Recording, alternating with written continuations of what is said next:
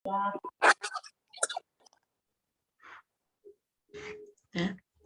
Assalamualaikum warahmatullahi wabarakatuh. Waalaikumsalam warahmatullahi wabarakatuh. Selamat sore teman-teman. Hari ini kita akan melakukan diskusi CPL 4 dengan topik sistem pencernaan dan sistem pernafasan. Sebelumnya saya ingin memperkenalkan diri. Saya Melani sebagai moderator dan Pitra Wulan sebagai notulen. Nah, untuk diskusi kelompok kali ini, kita akan membahas klarifikasi istilah dan konsep selama 10 menit, identifikasi permasalahan 20 menit, brainstorming-nya 30 menit, analisis permasalahan 15 menit, penentuan penyelesaian kasusnya 20 menit. Apakah setuju atau mau ada yang merevisi untuk waktunya? Setuju. Udah. Ya, sekarang kita mulai. Ada yang mau share screen soalnya enggak?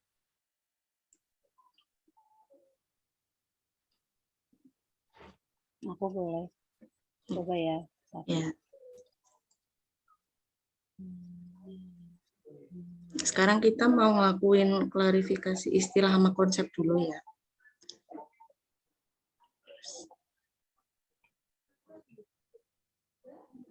Udah kelihatan belum? Udah. Nah, yuk mulai. Siapa yang mau bacain soal kasusnya? Oke, aku bacain ya. Jadi kasusnya Nyonya RS, 44 tahun, berat badannya 40 kilo, tingginya 150 cm, riwayat masuk saat masuk rumah sakit, keluhannya BAB-nya cair, dalam sehari sudah 7 kali BAB, lalu mual, batuk, batuknya jarang, sesak nafas, memiliki riwayat penyakit asma dan rutin kontrol ke poliklinik. Diagnosa dari dokter penanggung jawabnya gastroenteritis, kolitis, dan asma. Untuk keluhannya, pasien mengalami batuk kering pada tanggal 21, 22, lalu mulai berkurang saat tanggal 23, 24, dan 25. Saat masuk rumah sakit tanggal 21, sesaknya cukup tinggi, tanggal 22 belum ada perbaikan, tanggal 23 mulai ada perbaikan, 24 sudah mulai ringan. Lalu untuk BAB-nya, saat masuk rumah sakit tanggal 21, BAB-nya cair dan intensitasnya sampai 7 kali. Lalu pada tanggal 22, intensitasnya hanya 2 kali, lalu konsistensi BAB-nya lembek. Tanggal 23 juga sama, saat tanggal 24 sudah ada perbaikan karena fesesnya sudah padat. Lalu ada nyeri dada pada pasien, saat masuk rumah sakit tanggal 21, nyeri dadanya skala 5, lalu tanggal 22 nyeri dadanya berkurang jadi skala 2, 23, dan seterusnya pasien sudah tidak merasakan nyeri dada. Lalu pasien juga mengeluhkan pusing dan sakit perut. Saat masuk rumah sakit, pusing dan sakit perutnya lumayan dirasakan oleh pasien, berkurang saat tanggal 23 dan tanggal 24 sudah tidak merasakan pusing dan sakit perut. Lalu untuk tanda-tanda vital, untuk tekanan darahnya dari saat masuk rumah sakit hingga tanggal 25 semuanya normal. Untuk heart rate ada peningkatan yang lumayan tinggi saat masuk rumah sakit, yaitu 144 kali per menit. Untuk suhu atau temperatur tubuh pasien normal. Untuk respirasi rate atau kecepatan bernafasnya ada peningkatan saat masuk rumah sakit, yaitu 24. Lalu setelahnya, setelah tanggal 22 normal. Lalu lanjut untuk hasil pemeriksaan laboratorium. Untuk nilai HB pasien pada tanggal 21 itu 13,4, lalu nilai leukositnya 17.560, eritrositnya 4,23, basofilnya 0,3, eosinofilnya 1, limfositnya 3,2, monositnya 6,5, neutrofilnya 89, segmennya 88,5, NLR atau neutrophil limfosit rate rasionya 27,39 dan serum kreatinnya 0,62. Kalau dilihat dari data labnya tuh, kira-kira tuh yang nilai yang nggak normal tuh yang apa ya? Terus kan di situ juga kan, menurut teman-teman tuh, NLR-nya itu, ada yang tahu nggak NLR itu apa? Mungkin ada yang bisa bantu jelasin.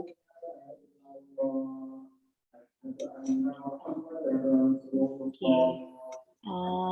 Dari hasil yang sudah sempat saya baca, NLR itu neutrophil leukosit rasio. Jadi perbandingan neutrophil dan leukosit seperti itu. Terus itu untuk menggambarkan terjadi ada atau enggaknya, terjadi atau tidaknya infeksi atau melihat juga tingkat keparahan infeksi pada pasien. Untuk nilai untuk nilai normalnya sebentar ya. Kalau aku stop share screen nggak apa-apa? Iya. Ya. Nggak apa-apa deh. Oke. Udah dibaca juga sebelumnya. Oh ya kan tadi dari kasusnya tuh ada yang nggak tahu ya colitis itu apa? Ada yang bisa bantu jelasin gitu?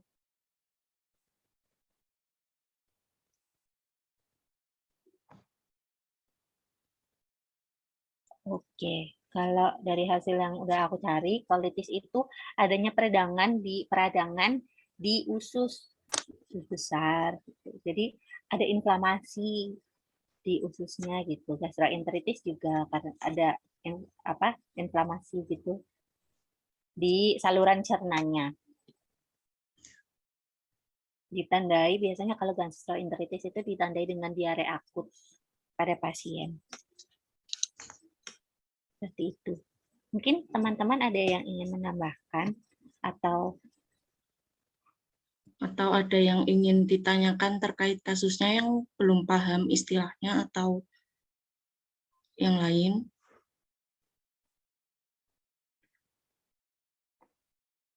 Kalau nggak ada dilanjut aja ya.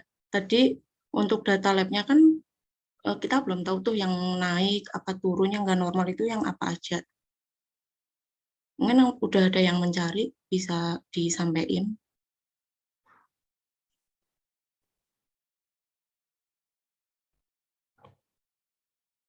Ada beberapa sih Mbak yang udah dicari.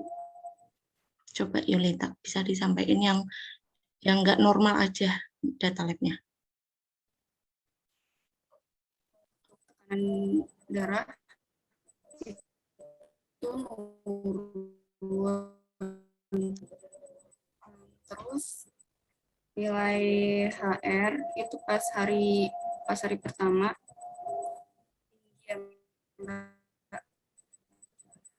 terus untuk leukositnya naik, limfositnya turun,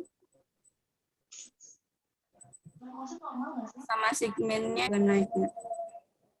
Tergantung dia ngambil ininya dari mana.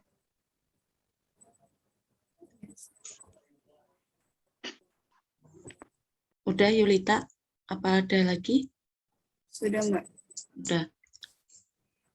Oh ya, untuk itu tadi pengobatannya tuh, ada yang mau share screen lagi nggak? aku share screen lagi boleh? Oke.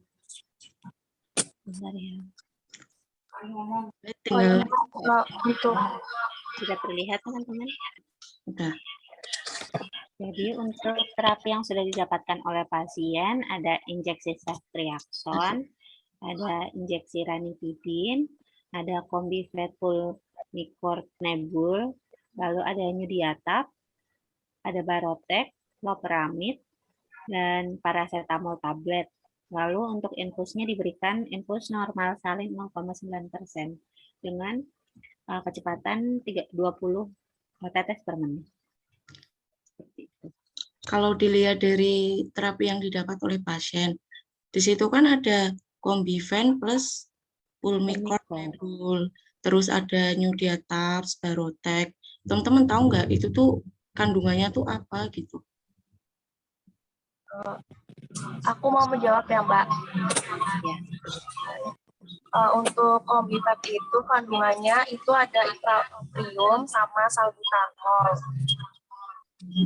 Kalau misal yang pulmicron nebul itu isi kandungannya budesonide. Terus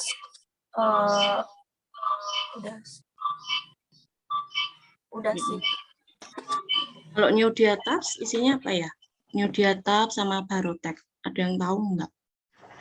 Kalau Newdiatab tuh Acapulgite aktif, Mbak. Sama apa? Barotex. Barotex belum tadi ya? Belum. Apa? Barotex tuh Penoterol, ABR, hidrobromin. Udah. Nih dari kasus yang udah disampaikan kan, teman-teman udah pada tahu kan, maksudnya dari data lab-nya, terus penyakitnya pasien sama pengobatannya kan. Nah, terus kita lanjut nih untuk identifikasi ke permasalahannya ya. Oke. Nah, ini aku stop share screen ya. Ya. Oke, terima kasih. Ya, stop aja nggak apa-apa. Nah, untuk identifikasi permasalahannya tuh menurut teman-teman gimana? Dari nilai data lab-nya, dari pengobatan yang udah diterima pasien, apakah ada permasalahan di situ?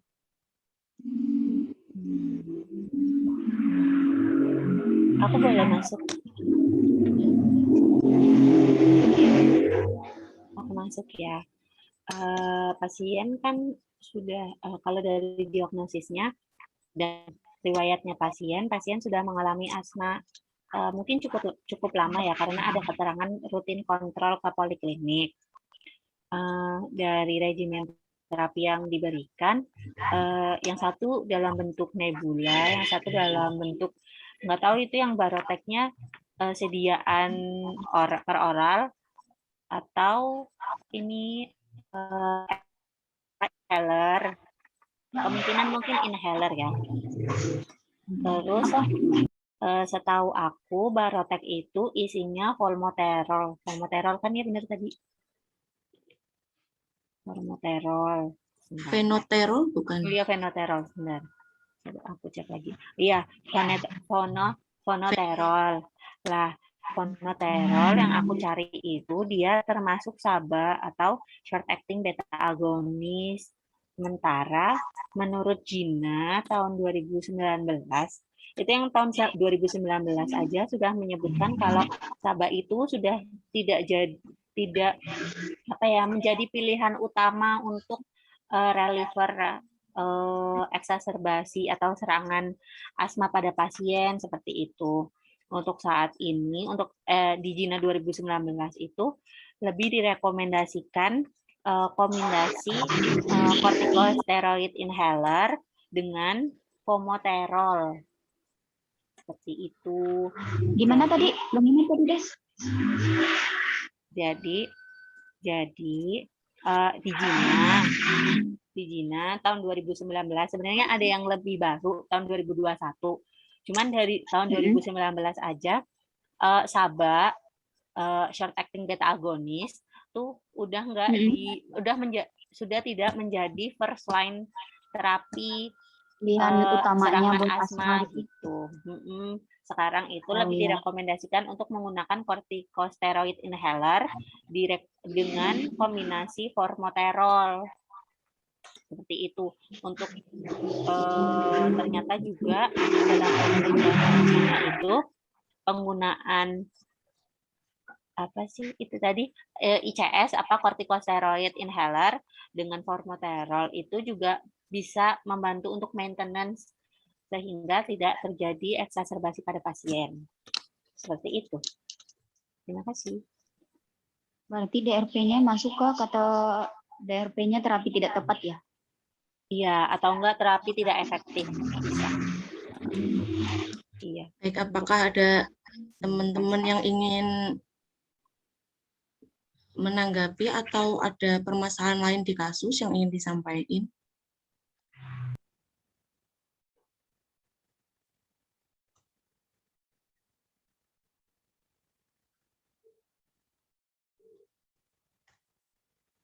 Kalau dilihat dari data lab ya, teman-teman gimana? Kalau untuk data lab-nya sendiri, itu kan pasien ada sesak ya, sama batuk ya. Mm-mm. Itu untuk batuknya sendiri kayaknya poliditerapi deh, karena dia 5 hari berturut-turut dia batuk. Batuknya karena memang ada asma atau menurut? Untuk itunya memang ada penyebab akibatnya juga karena bisa dikarenakan asma kan. Tapi karena di sini dia selama 5 hari berturut-turut, jadi dia tuh perlu pengobatan. Memang dia gejala dari asma, tapi dia perlu diobati juga gitu, karena dia bukan cuma sekali 2 kali dalam 1 hari, tapi dia 5 hari berturut-turut gitu. Kan di situ dia batuk kering selama 5 hari. Terus rekomendasi terapi, ya maaf. Ya, jadi obat asmanya tuh nggak mengurangi batuk, gejala batuknya.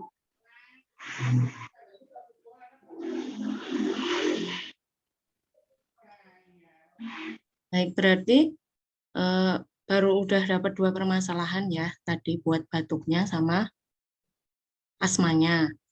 Ada permasalahan lain nggak teman-teman? Kalau dilihat dari tadi kan pasiennya tuh infeksi kan ya. Nah, udah dapat terapi injeksi ceftriaxone. Nah, itu tuh udah tepat apa belum? Nah, kalau aku masih bingung sebenarnya ini antibiotiknya untuk gastroenteritisnya atau buat kolitisnya atau buat, kan kalau pasien GE gastroenteritis itu kan diare kan, diare akut Ya. gitu. Jadi itu diarenya karena gastroenteritis dari kolitis yang nggak sih? bakteri. Sementara kalau setahu aku tuh diare karena bakteri itu pemilihan antibiotik first line-nya tuh pakai quinolone. Gitu. Oh, berarti maksud dari Mbak Desti dia di sini dia ada infeksi gitu dari diarenya, tapi nggak ada terapi yang tepat karena di situ antibiotiknya digunakan cephalosporin ya, ceftriaxone kan? Iya, ceftriaxone. Iya. Kalau aku sendiri nangkapnya kan diarenya kan salah satu gejala dari kolitis. Nah, tapi di indikasi diarenya tuh tidak ada disebutkan bahwa di dalam pemeriksaan diarenya itu nggak ada disebutkan bahwa dia ada berdarah atau ada kayak warna kuning atau apa gitu di dalam diarenya. Pemeriksaan mesesnya sendiri nggak ada menyebutkan bahwa dia tuh terkena infeksi.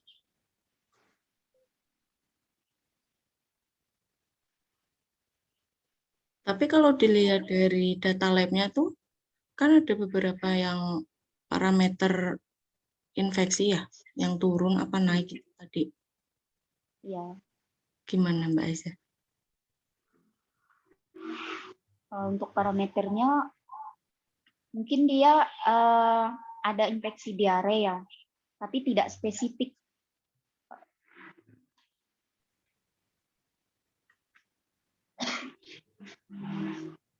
Maksudnya bisa saja infeksinya pada kayak ususnya kan dia dapat kolitis ya, peradangan pada usus. Ya, bukan apa? Ya. Kalau Mbak Desi tadi kan bilang ada infeksi pada diare terapi infeksi untuk diarenya. Nah, kalau menurut saya sendiri, menurut saya dia itu infeksinya di ususnya, bukan pada diarenya. Jadi yang diterapi itu infeksi pada ususnya gitu, bukan terapi Riesland untuk diarenya. Iya. Kalau yang lain gimana? Ada yang nemu permasalahan lain nggak? Nanti setelah ini kita bisa lanjut ke brainstorming lagi. Diare aja. Mbak, itu yang atapulgit, New sama loperamid bukannya sama-sama buat diare ya? Mm-mm. Nah, itu masuk DRP duplikasi atau gimana, Mbak? Kalau dari aku sih kayak duplikasi gitu. Menurut teman-teman gimana? Soalnya loperamid sama atapulgit kan sama-sama buat diare. Tapi Ya, perselainya itu kalau nggak salah loperamid apa ya? Apa tergantung dari penyakitnya juga.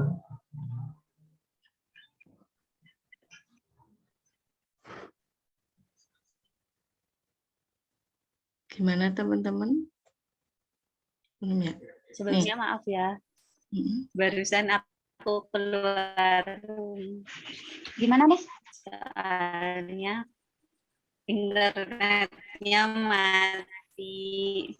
Maaf, Kepotong-potong, barusan Des. keluar room soalnya internetnya mati. Oh, Tadi iya. sampai mana? Maaf Tadi banget. Ya. Oh, kuat Ya deh. kan? Bentar ya. Tadi sampai diare ya? Diare apa gejala dari kolitis? Buat identifikasi permasalahannya kan tadi udah tuh ada beberapa kan, dari yang asma, diare, batuk, terus ada apa lagi tadi? Kolitis ya? Kolitis. Kolitis udah. Kolitis belum. Oh ya, kolitis. Udah kan, buat infeksinya juga kan tadi. Nah, kan udah dapat tuh kita beberapa permasalahan kan dari kasusnya. Terus kita nih sekarang lanjut ke brainstormingnya. Nih, mungkin ada yang udah cari informasi lebih lanjut terkait beberapa permasalahannya. Bentar Mel, kayaknya ada yang belum deh.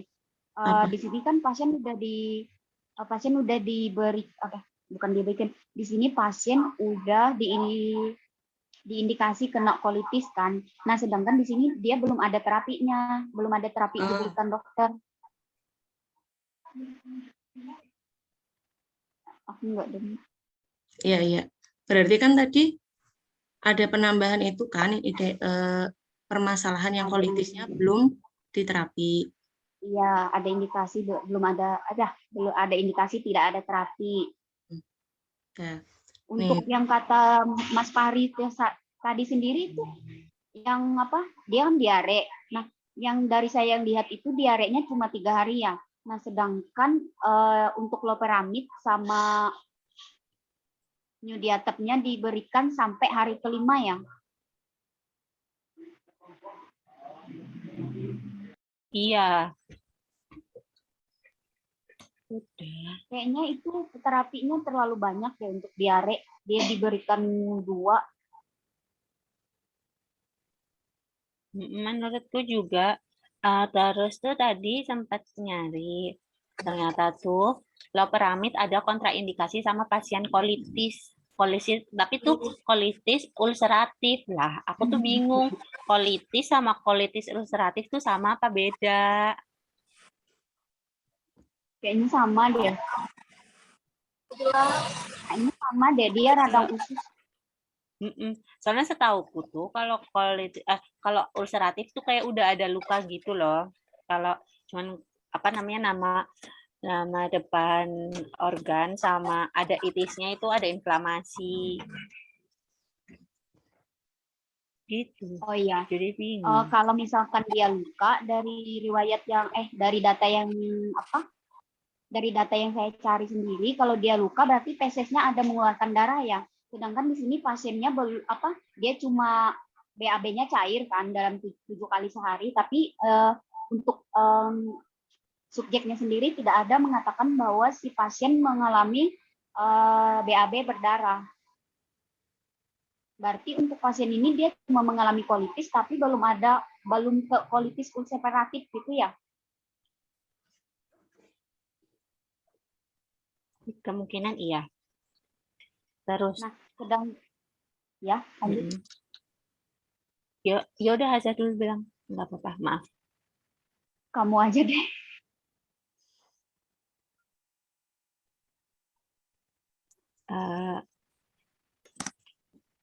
Aku tadi mau ngomong apa ya? Aku lupa juga, maaf.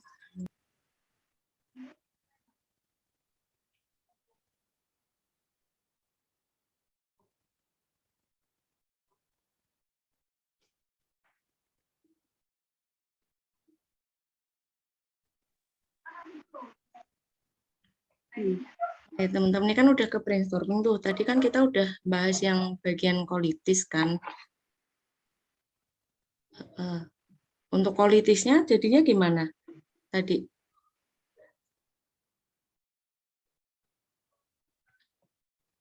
Oh, aku tuh sempat baca di Biro kalau misalnya pasien kolitis itu bisa dikasih steroid enema. Jadi kortikosteroid tapi bentuknya enema gitu buat mengurangi inflamasi di usus. Pakai apa ya tadi sebentar. Berarti untuk penyelesaian masalahnya sendiri, kolitisnya menggunakan supo ya? Supokortikosteroid. Enema. Enema. Oh yang iya, maksudnya enema. Sebentar. Berarti kan memang ini ya, kok unstable. Apa namanya? Berarti memang kolitis itu ada peradangan atau ada inflamasi di usus gitu ya. Ya. Oke.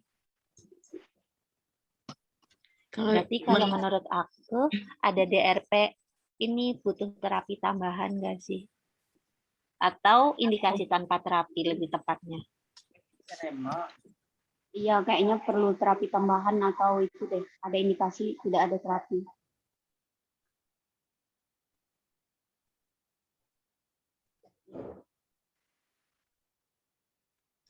Untuk permasalahan kolitisnya mungkin apakah ada yang ingin nambahin lagi atau mungkin bisa ke permasalahan yang lain, teman-teman?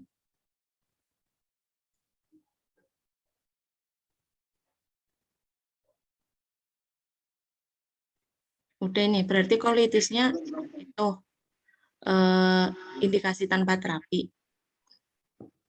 Iya, karena dia belum mendapatkan terapi.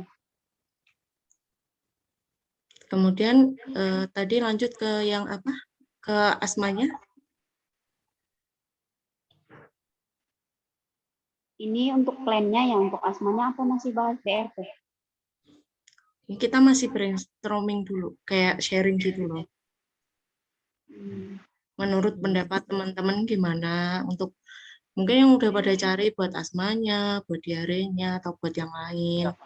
Mungkin bisa sharing yang udah dibaca. Apa sih?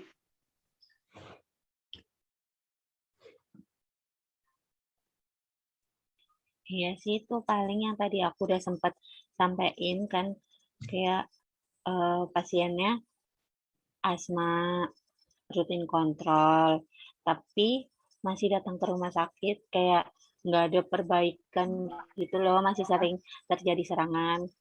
Jadi aku berpikirnya ada terapi yang kurang tepat gitu.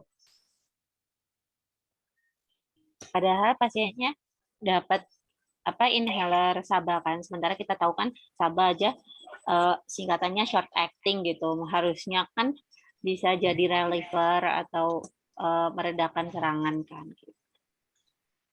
Atau mungkin karena SABA ya, jadi nggak ke maintenance gitu loh. Jadi saat sesek pakai, tapi nggak ada maintenance untuk supaya nggak terjadi serangan asma. Maksudnya untuk kontrol apa untuk mencegah gitu ya, Des? Nah, untuk terapi kan kalau misalnya SABA itu biasanya buat reliever kan, buat mengatasi eksaserbasi atau serangan asma kan, karena short acting gitu. Jadi belum dapat maintenance. Karena kan kalau yang untuk maintenance itu justru didapatnya saat di rumah sakit kan, yang dari nebulizer itu. Jadi kan di nebu kan pasiennya pas di ini. Iya. Baru dapat corticosteroid inhaler yang budesonide itu yang ada di Pulmicort. Terus setelah pemberian nebulizer juga dari hasil keluhannya pasien juga ada penurunan sesaknya kan. Jadi kayaknya emang pasien butuh corticosteroid inhaler gitu menurutku. Iya, bisa. Ya, lanjut. Terus di samping itu juga pasiennya kan di samping itu menurut Gina tahun 2019 yang tadi aku udah sempat singgung, saat ini first line terapi reliever pada asma udah nggak sabar lagi, udah tergeser dengan ICS corticosteroid inhaler dikombinasi dengan formoterol. Gitu. Oh iya.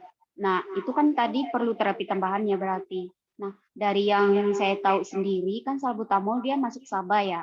Nah, untuk yang berotek tadi isinya formoterol ya, itu juga termasuk SABA. Jadi dia sama-sama SABA.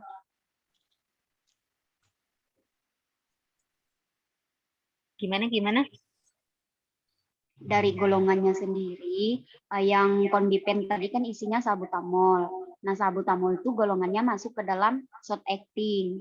Nah, untuk yang beroteknya sendiri, isinya kan formoterol. Nah, isinya itu juga, golongannya itu juga termasuk ke dalam SABA, short acting. Jadi dia SABA-nya dikasihnya 2 di sini.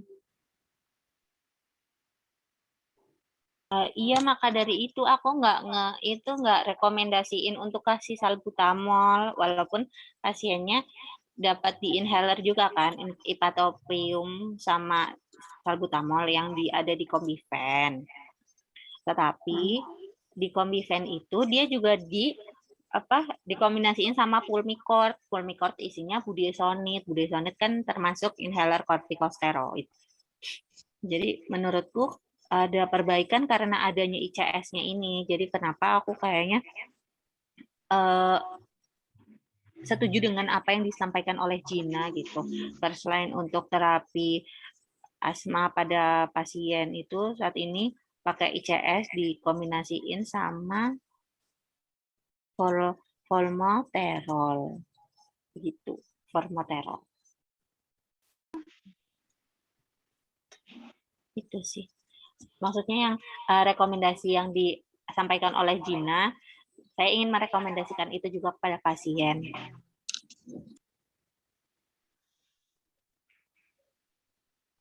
Gimana yang lain? Kalau aku kayaknya ini lebih ke beroteknya kan dia intinya dia sama-sama dia sama golongannya sama yang kondipen. Jadi beroteknya kayaknya nggak diganti aja gitu atau dihilangkan. Karena di sini dia sama-sama golongannya short acting.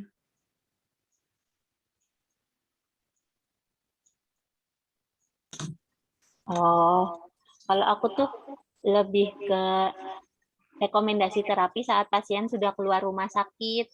Jadi kan kemungkinan ya, karena kan ada dua sediaan obat yang untuk mengurangi atau mengatasi keadaan asma pasien kan. Yang satu dalam bentuk nebulizer, yang satu dalam bentuk inhaler. Kalau nebulizer saat keluar rumah sakit kan nggak semua pasien punya.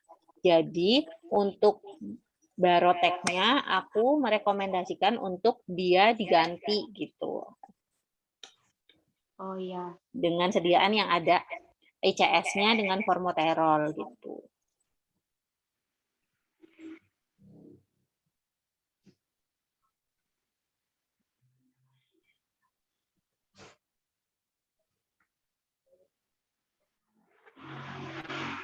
Gimana Tadi tuh? kayaknya aku ada Gimana ini apa masih di asma apa ke yang lain ya?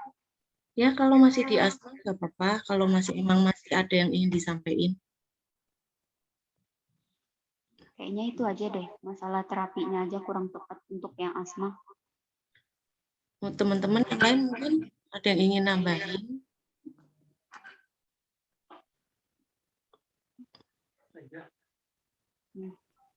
Lanjut aja Mbak dulu Mbak. Oh iya. 343. Tadi kan itu ada yang permasalahan batuk ya. Batuk. Nah, Ya, ada batuknya gimana untuk terapi batuk yang ingin diberikan? Suaramu belum. Kamu anjay.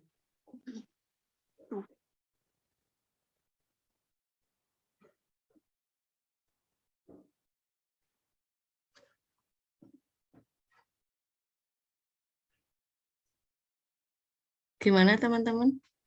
Tadi untuk batuknya kan? Iya, maksudnya aku sendiri tadi batuknya selama 5 hari belum misalkan kita nih ngasih asma, dia kan batuknya tadi kan gejala dari asmanya, tapi batuknya terus terus terus gitu, gejalanya nggak ada terapinya. Kayaknya untuk batuknya butuh terapi tambahan, dan di sini dia batuknya masuk ke dalam batuk kering. Mm-mm.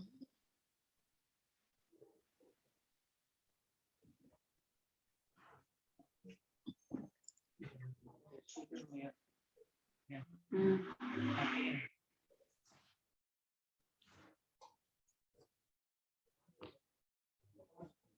Untuk batuknya mungkin ada yang ingin nambahin lagi? Apa mau lanjut bahas permasalahan yang lain, teman-teman?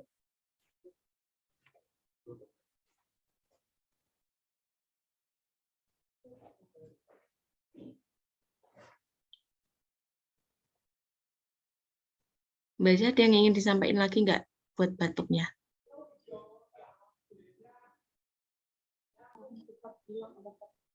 Mbak, tadi yang obat batuknya itu belum diterapikan ya? Iya, belum. Kalau buat antitusik itu biasanya sih ada merek dagang sih aku tahunya Bisolfon. Bisolfon itu isinya dextrose sama CTM.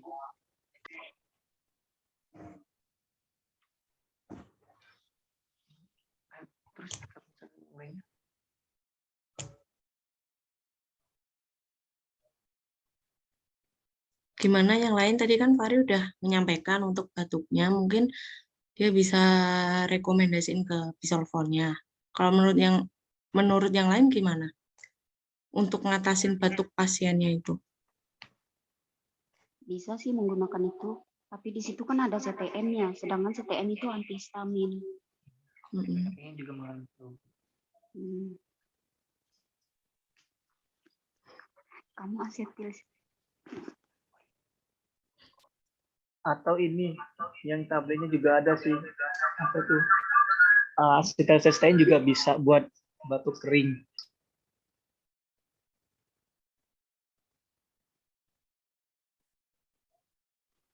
Berarti untuk terapinya ini pakai acetylcysteine ya, Mas?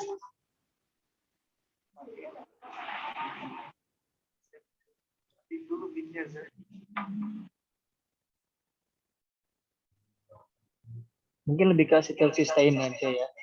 Soalnya Bisolfon tuh ada CTM juga. Tapi bukannya acetylcysteine itu mukolitik ya?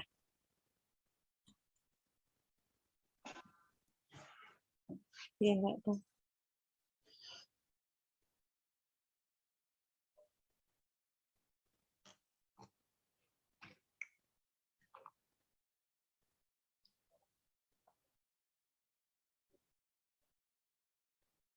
Yang lain gimana? Acetylcysteine-nya tuh dia tuh obat untuk batuk apa? Tadi Mbak Desti nanya. Mungkin ada yang bisa ngejawab.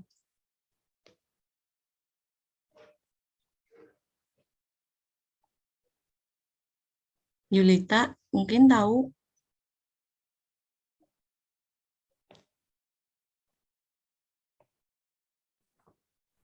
Yang Bisolfonnya, Pak. Acetylcysteine.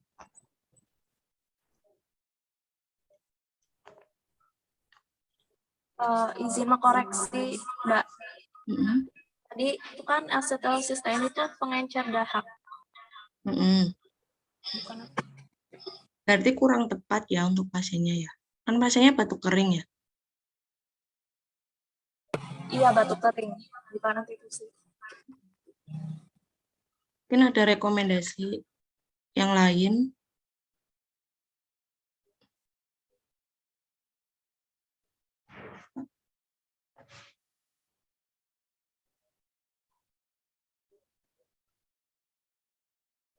Mungkin ini belum ada pencerahan ya, masih sambil nyari lagi. Kalau bahas yang lain gimana? Mungkin yang wood sekali ya. Untuk obat batuk kering. Batuknya gimana? Untuk yang batuk kering wood sekali. Bisa nggak, Pak?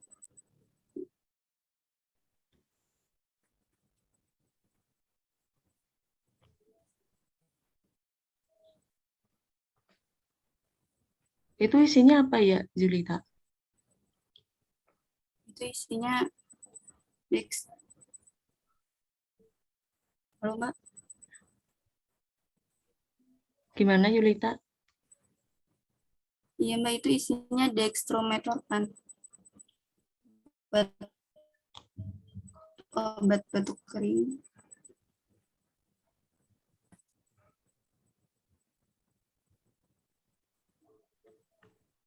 Gimana teman-teman?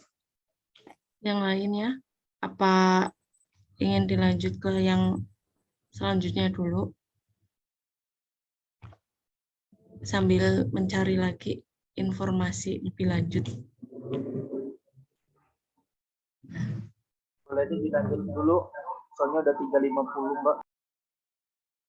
Ya, ya udah lanjut ke itu ya. Tadi yang buat diarenya tuh kan dapat atapulkit sama loperamid ya.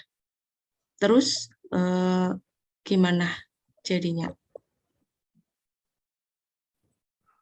Sebenarnya atapulkit sama loperamid itu kerjanya tuh sama apa beda sih? Beda sih. Kalau antapulgit, kalau yang Yudiatap tadi kan isinya antapulgit, dia tuh mengeraskan feses, kayak menambah konsistensi dari fesesnya yang cair misalkan jadi padat. Nah kalau loperamid sendiri dia itu kerjanya itu Menghambat motilitas usus. ya, iya menghambat motilitas pada usus. Setahu aku juga gitu. Kalau atapulgit itu dia adsorben, jadi dia narik semuanya, baik air, bakteri, virus yang ada di usus tuh ditarik. Jadi ususnya fesesnya lebih padat gitu. Sementara kalau loperamid dia menghambat pergerakan ususnya. Tapi siapa tadi yang bilang ya? Yang loperamid itu tidak boleh digunakan pada pasien kolitis? Iya, di drugs ya. Di drugs Berarti ada ya kontraindikasi. Loperamid kontraindikasi sama pasien kolitis ulceratif. Tapi tulisannya kolitis ulceratif ya. Di sini nggak kolitis aja. Dan pasien diare yang membutuhkan antibiotik kalau nggak salah. Diare yang karena disebabkan antibiotik bukan sih? Oh, bukan iya. yang memerlukan antibiotik. Diare yang karena bakteri. Oh, yang perlu. Yang sama aku. Diare yang disebabkan bakteri bukan sih Mbak, kalau bukan antibiotik. Iya.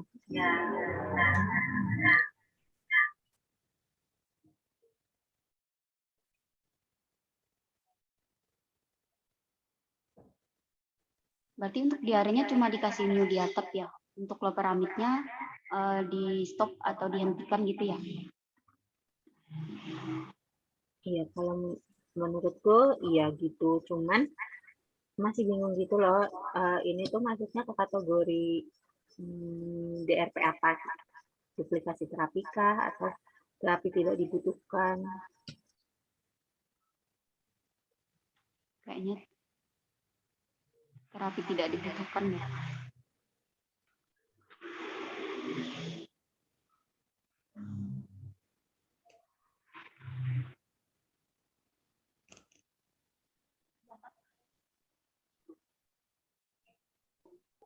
Oh, maaf, ini kita sampai jam berapa ya? Tadi maksimal 16.30. Oh ya, berarti masih 30 menitan lagi ya? Iya. 37 menit.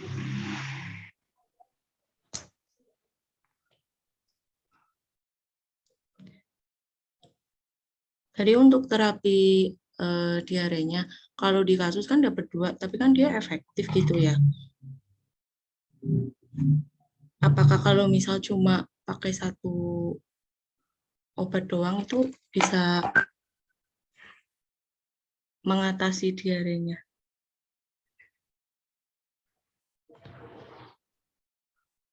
Menurutku pasti bisa sih, cuman mungkin onsetnya lebih lambat. Ini kan hari pertama masih 7 kali BAB dengan konsistensi cair ya, terus hari kedua udah langsung lembek gitu, dan BAB-nya cuma 2 kali.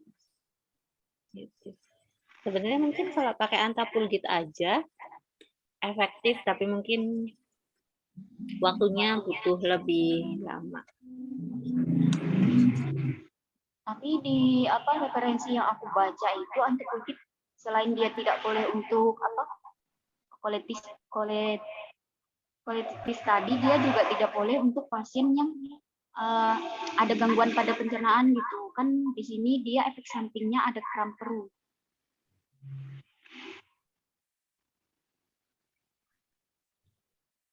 Antapulgit juga nggak boleh, Mbak Eza. Tadi kan yang loperamid kan nggak boleh buat kolitis ya. Maksud Mbak Melani, antipulgit juga nggak boleh buat pasien kolitis. Enggak, tadi kan kamu bilangnya kan Antapulgit nggak boleh buat pasien kolitis. Maaf, maksud aku.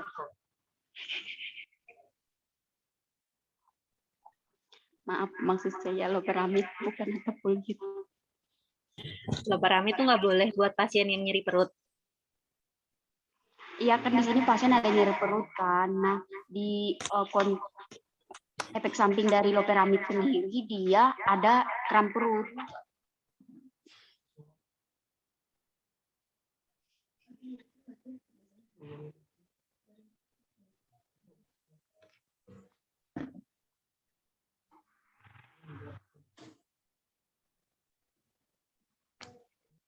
Untuk permasalahan diare gimana? Ada yang mau ditambahin lagi nggak? Berarti kan tadi udah disampaikan ya dari Mbak Aiza sama Desti. Buat diarenya tuh itu ya cuma mau dikasih Antapulgit doang. Karena loperamid nggak boleh buat pasien kolitis, terus sama yang kram perut, ya kan?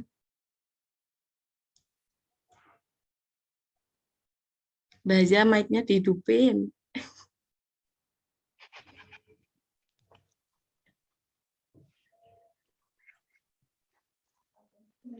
Gimana?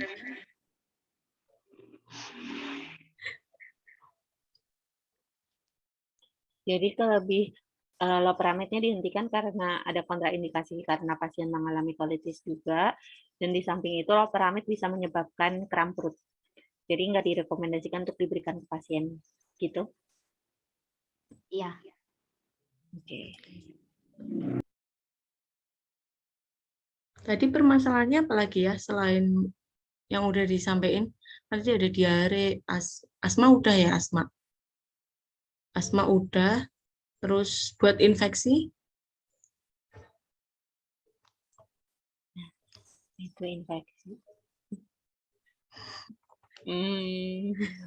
Gimana teman-teman? Apa tadi, maaf? Buat infeksi kan infeksi pasien tadi kan dapat injeksi ceftriaxone kan. Tadi ada di sini nggak sih di permasalahan gitu terapi antibiotik? Belum kayaknya. Tadi kan untuk Mbak Desti sendiri ngebahasnya dia antibiotik untuk mengobati diarenya. Nah, di sini kita belum tahu antibiotiknya ini untuk apa. Apakah untuk diare atau untuk infeksi atau radang pada ususnya tadi.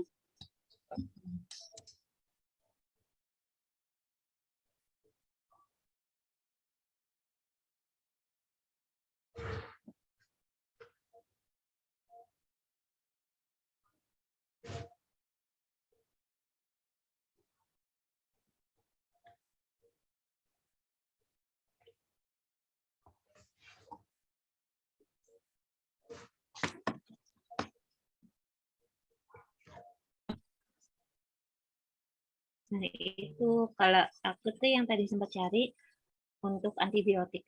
Sebenarnya ya, kalau pada pasien gastroenteritis yang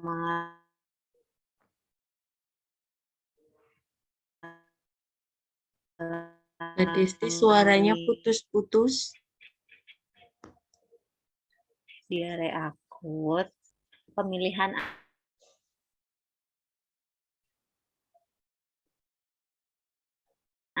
antibiotik kan Gimana Des putus-putus? harus dikurangi.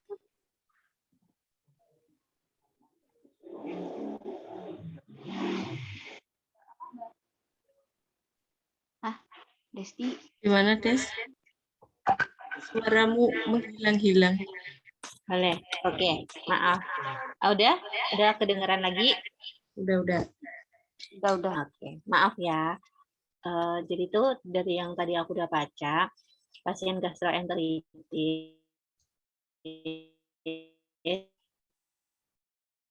yang mengalami diare akut setelah pasien dikultur gitu loh fesesnya. Jadi ditentukan dulu bakteri penyebabnya, baru diberikan antibiotik. Cuman kan ini kayaknya pasiennya masih mild ya.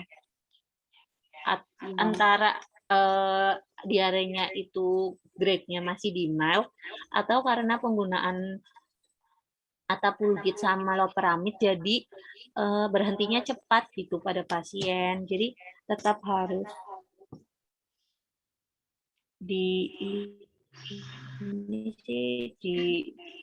diketahui penyebab gastroenteritis sama kolitisnya pasien gitu. Cuman aku belum nemu apa yang bisa pemeriksaan apa yang bisa digunakan gitu untuk menentukan penyebab gastroenteritis.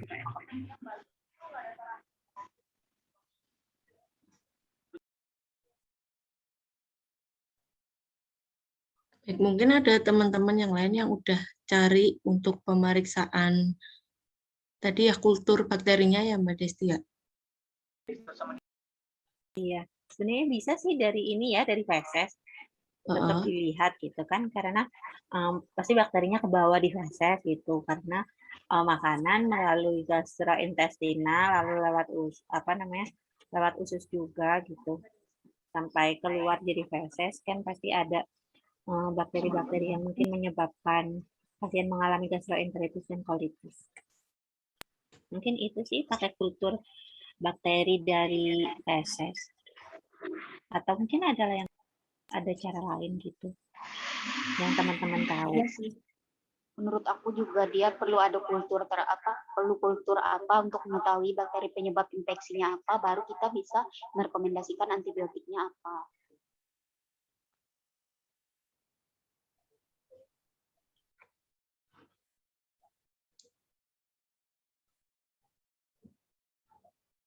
Oh ya, apakah ada permasalahan lain teman-teman tadi yang belum dibahas?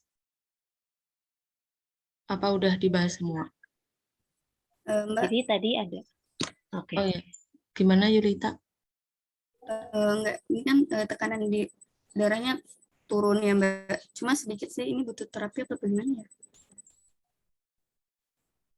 Yang mana Yulita? Apa tadi? Data lab apa tadi? Data lab tekanan darah.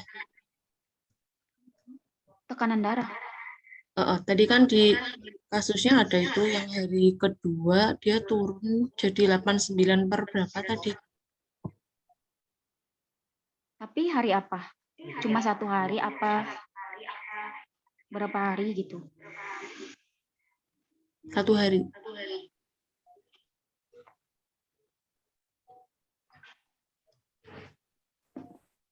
Menurut aku kayaknya nggak perlu diterapi deh, karena itu kayak mungkin karena dari makanannya gitu, makanya pada saat dia memakan sesuatu atau ada apa, makanya atau pemicunya pada hari itu makanya dia naik. Nah, kalau hipertensi sendiri kan dia harus berhari-hari itu cek tekanan darahnya, baru dia dikatakan hipertensi, apakah dia masuk stage 1 atau prehipertensi atau apa. Jadi menurutku dia belum perlu diterapi gitu. Oke, baik. Berarti untuk permasalahan tadi udah pada sharing ya, gimana menurut yang udah teman-teman baca.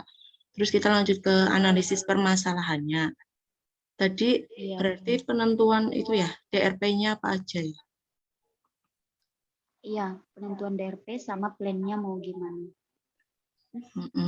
Penentuan DRP dulu, berarti gimana? Langsung. Dari satu ya, tadi yang udah aku sampaikan, berarti ada terapi kurang efektif gitu, karena pemberian Vonoterol, apa namanya? Bentar, aku lupa. Maaf. Barotek gitu ya, Barotek isinya Vonoterol, ya termasuk SABA.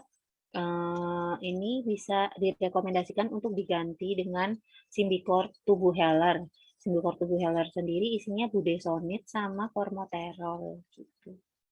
Jadi kan karena menurut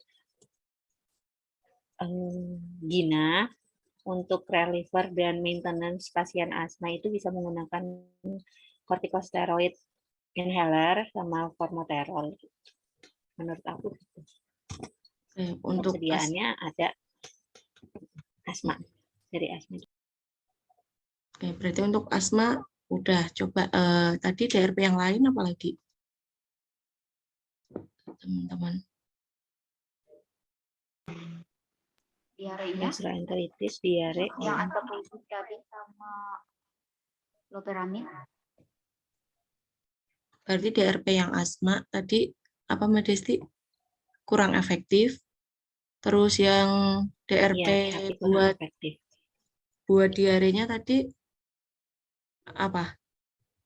Teman-teman. Loperamidnya dihentikan. DRP-nya masuknya DRP-nya apa ya? Kontraindikasi itu masuk ke adverse effect, adverse drug reaction atau enggak? Mungkin bisa ya, karena masuk ADR, karena kan juga efek samping dari loperamid yang tadi nyeri perut, kram perut ya.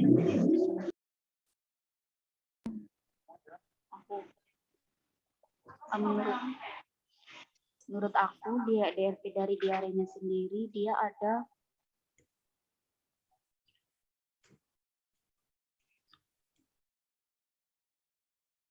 mikrofonnya Mbak Aza. ya maaf, ada duplikasi terapi diarenya. Jadi dia duplikasi dua-dua gitu dikasihnya. Oke. Terus tadi DRP apa lagi? Buat batuk ya? Batuk sama kolitis radangnya ya? Berarti indikasi tanpa terapi. Apakah ada DRP yang lain? Tadi selain itu.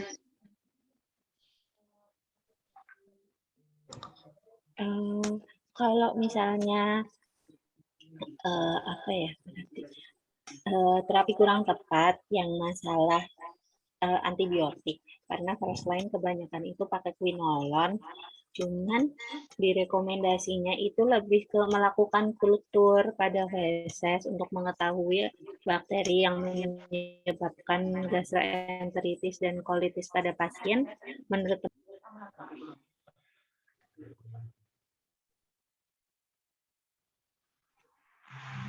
yang lain gimana? Menurut teman-teman, DRP-nya buat yang infeksinya.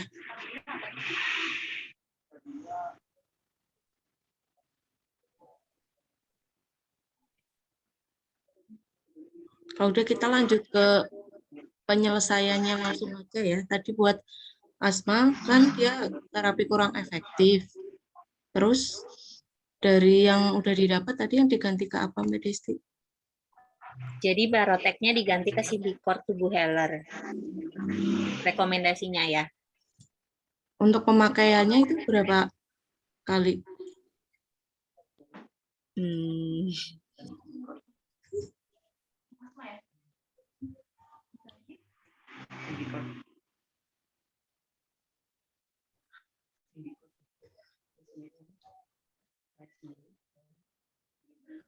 Oke, mungkin sambil nanti mencari lagi. Kalau yang untuk loperamidnya kan tadi diberhentiin ya.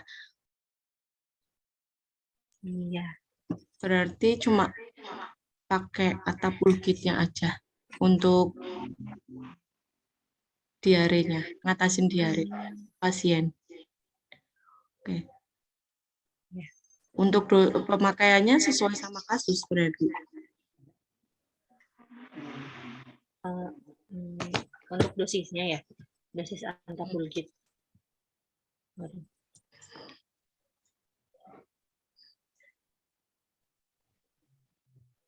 Terus tadi apalagi yang buat apa itu? Batuk ya, batuk jadinya mau dikasih apa? Mau reminder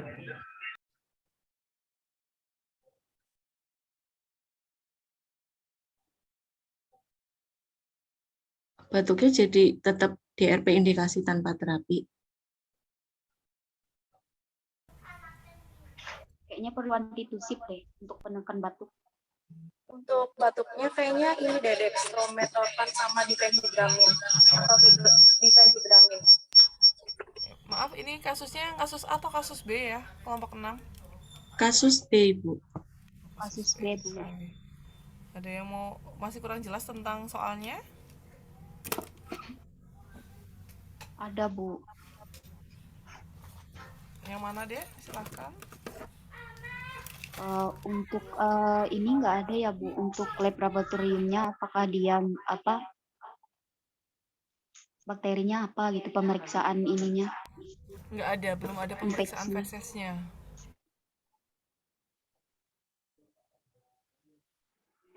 Berarti cuma data lab yang basofil yang itu aja ya, Bu. Iya, itu saja.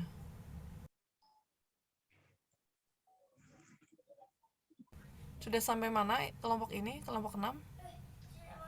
Sudah sampai menentukan penyelesaian kasusnya, Ibu.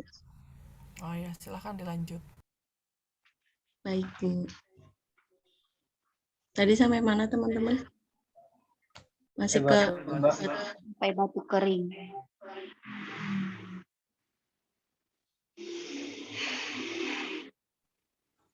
Tadi gimana untuk batuknya, jadinya mau disaranin pakai apa? Untuk batuknya itu rekomendasinya dextromethorphan atau difenhidramin.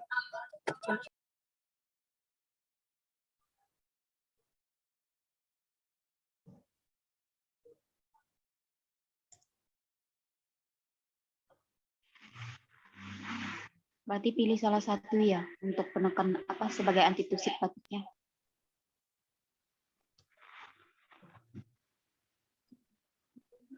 iya sebaiknya dipilih salah satu, tapi biasanya sih Gimana, Mas? dextronnya biasa emang ada yang tunggal, biasanya kalau di pasaran ada udah.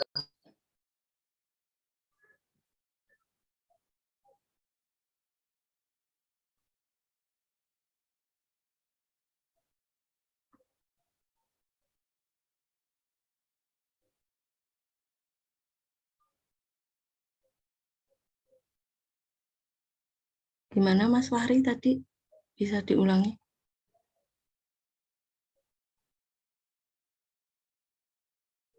Mbak Haja?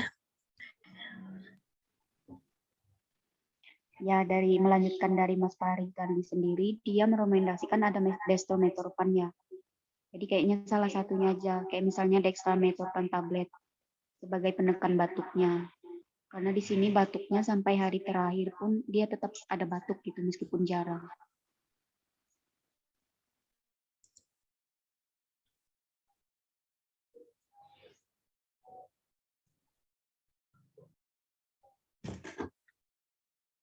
Batuknya pasien kemungkinan ada karena penggunaan obat ya, efek samping obat. Ya, kayaknya. Efek samping obat kayaknya nggak ada deh. Jadi kemungkinan karena emang Atau belum batuk terus pasiennya juga mengalami asma gitu ya. Iya. Oke. Terus tadi apalagi ya yang belum dibahas untuk solusinya. Tadi kan yang asma udah, diare udah, batuk udah. Terus apa lagi tadi ya? Yang indikasi tanpa terapi ada 2 ya? Oh iya, yang kolitis itu pakai enema kortikosteroid, enema steroid. Bentar, isinya.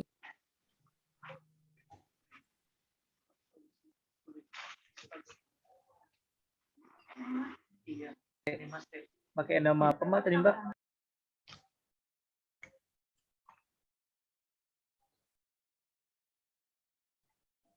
Nah, Mbak Desti tadi pakai enema apa? Bisa diulangi? iya. Maaf, sebentar, maaf. Tadi sempat nyari. Oh, jadi steroid itu sebentar.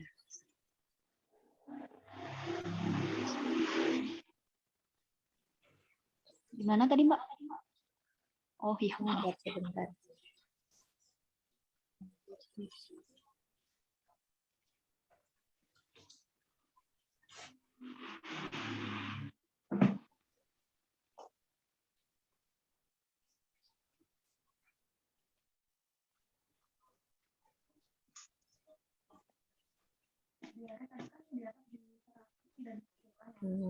Sebentar. Ini ya tadi.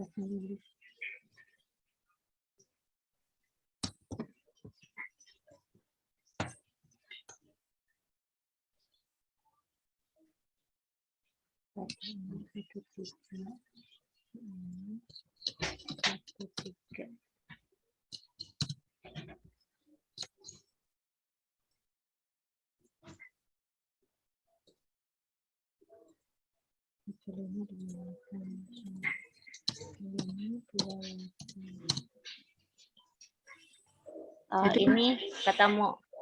Gimana? Oh, dari tadi aku on mic. Maaf guys. Gimana? Jadi bisa pakai gini. Kolitis yang mild bisa diberikan oral sulfalazin atau mesalamin yang peroral ataupun enema begitu. Jadi untuk mengurangi inflamasi pada ususnya pasien gitu. Jadi rekomendasinya itu mesalamin enema. Mesalamin atau Mesalamin itu sulfasalazin ya? Iya. Itu lebih Berarti direkomendasikan dia perlu mesalamin. terapi tambahannya. Perlu terapi tambahan, terus klaimnya Iya. Indikasi tanpa terapi tadi bukannya kan belum dapat terapi pasiennya buat kolitisnya. Oh iya betul. Indikasi tanpa terapi ya berarti ya. Terus yang untuk antibiotik itu gimana? Jadi rekomendasinya kultur aja dulu. Yang gastroenteritisnya. kalau misalkan ini ya pasiennya memang sih kalau pasien masuk rumah sakit itu dikasih antibiotik sebagai terapi empirisnya, tapi di sini dia nggak ada gejala apa gitu bahwa dia mendiagnosakan bahwa dia mengalami infeksi. Ada Kalau dari nilai leukosit, nilai Iya. NLR, nilai basofil, segmen gitu, dan dari diagnosis dokter penanggung jawabnya juga kan menyatakan bahwa pasien mengalami gastroenteritis dan kolitis. Gastroenteritis dan kolitis sendiri kan infeksi kan pada saluran cerna. Oh iya, berarti ini antibiotiknya tetap diberikan ya, tapi sebagai terapi empiris karena belum tahu penyebab apa bakterinya apa. Jadi antibiotiknya tetap diberikan sebagai terapi empiris. Begitu nggak sih? Ya, yang jelas direkomendasikan untuk melakukan kultur, bisa dari fesesnya, dilihat supaya antibiotik yang dipilih itu lebih paling efektif, paling spesifik gitu, yang sensitif terhadap bakteri penyebab yang menyebabkan pasien infeksi gitu. Berarti untuk yang apa infeksinya tetap dikasih ceftriaxone atau gimana?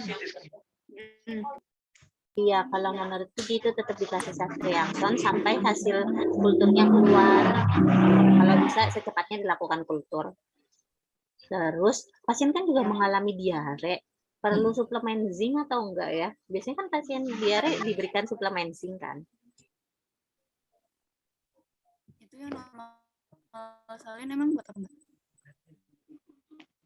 Gimana, Lid?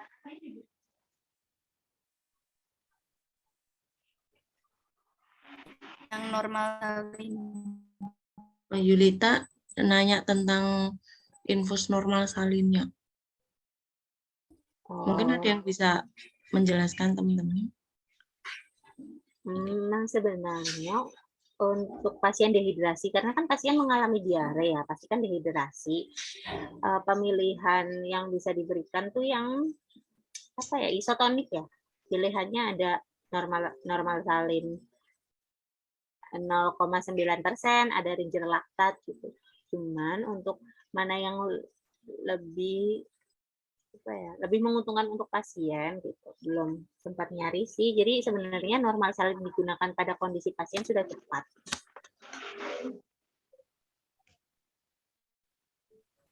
Jadi mau ditambahin zinc juga apa gimana, Mbak?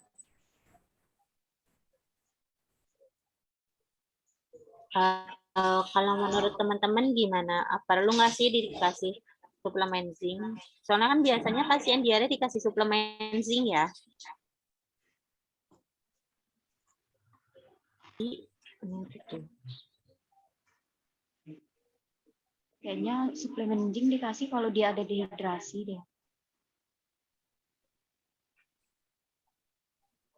Pasti waktu baru pertama kali masuk, walaupun nggak ada dari keluhan, nggak ada tanda, maksudnya gejala yang disampaikan pasien dehidrasi gitu, pasien kan mengalami BAB-nya tuh sampai 7 kali ya dalam sehari, terus konsistensinya juga cair, pasti dehidrasi sih. Jadi rehidrasi cairan pasti perlu. Terus suplemen zinc itu setahu aku dikasih bukan karena pasien dehidrasi. Kalau yang dehidrasi itu kan dikasih karena kalau oralit kan. Kalau suplemen zinc tuh biar apa ya? Khususnya itu apa kayak cepat sembuh gitu loh. Apa ya bahasanya? Sebentar. Aku Ya, ini diskusinya sudah sampai mana, Dek? Sudah sampai penentuan? Sudah sampai akhir? Sudah, Ibu. Sudah, Ibu. Oke. Nanti langsung live room aja, live meeting aja ya kalau udah selesai.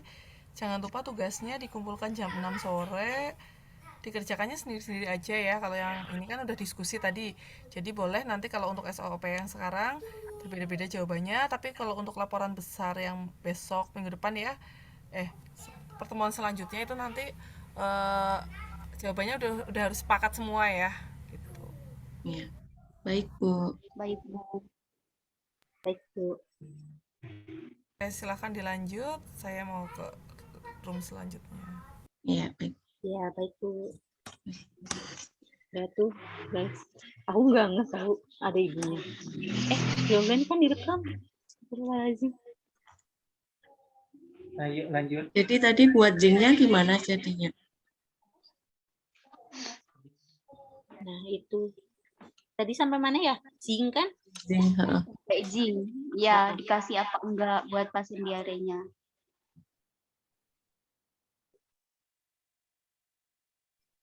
Jadi itu setahuku zinc itu bisa mempercepat proses penyembuhan diare gitu.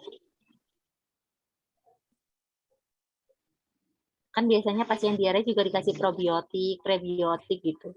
Kalau teman-teman merekomendasikan nggak pada kondisi diare ini ya, karena kan kayaknya diarenya karena ada bakteri. Dikasih probiotik atau probiotik menurut teman-teman cocok nggak sih?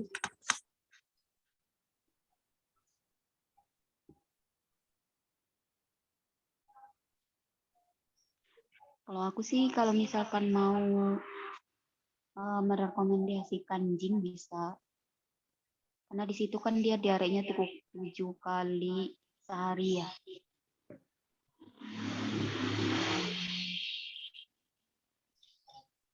Kalau yang lain itu Mbak Yulita atau Mas Fahri gimana?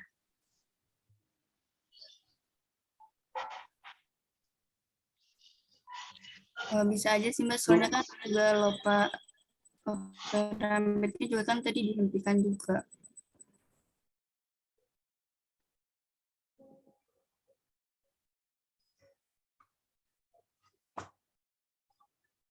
Oke, berarti Bu Ajeng mau ditambahin ya buat ngatasin diarenya.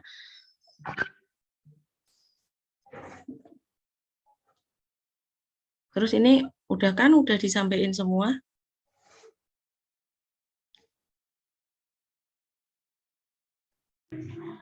Tadi kolitis udah ya, yang kata Mbak Udah. Desti tadi pakai lazim, diare udah, Asma udah. asma udah, Sama apa lagi sih? Batuk juga udah kan? iya batuknya udah.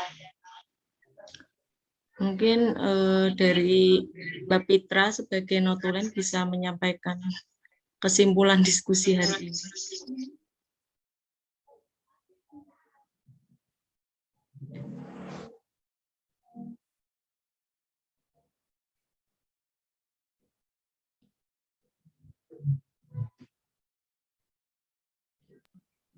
Oh ya, untuk problematik asma itu DRP-nya itu kurang efektif. Untuk diare, loperamid itu dihentikan karena ada duplikasi terapi,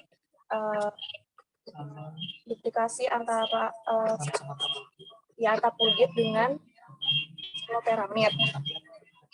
Sehingga yang dipakai itu atapulgit saja. Kemudian untuk yang kolitis itu DRP-nya itu ada indikasi tanpa terapi. Kemudian terapi tidak tepat, diberikan golongan quinolon. Kemudian untuk diberikan indikasi tanpa terapi yaitu diberikan mesalasin.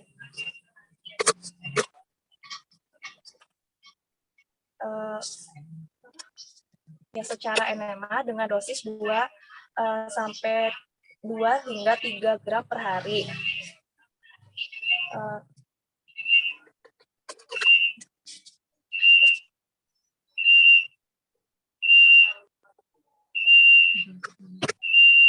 Suaranya ngiu-ngiu.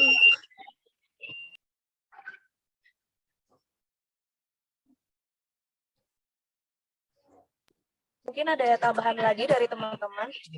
Ada yang